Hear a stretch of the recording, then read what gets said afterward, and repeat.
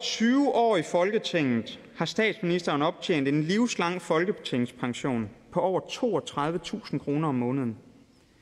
Dertil kommer en ministerpension på mere end 21.000 kroner om måneden. Og det bedste af det hele, statsministeren kan faktisk begynde at få dele af sin pension udbetalt allerede før pensionsalderen. Faktisk helt fra statsministeren fylder 60 år.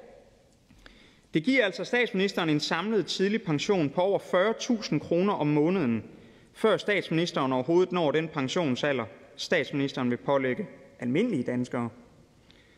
Når statsministeren så selv når pensionsalderen, så vil statsministeren kunne yde en samlet pension på mere end 58.000 kroner om måneden.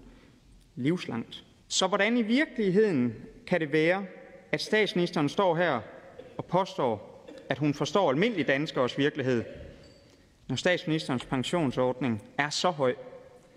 Og hvordan kan statsministeren påstå at kæmpe for retfærdighed, når statsministeren beder mine gamle kollegaer, lagerarbejderen, håndværkeren og sosu-assistenten om at arbejde, til de er langt oppe i 70'erne, mens statsministeren selv kan gå på pension med en økonomisk sikkerhed, som almindelige danskere aldrig vil få?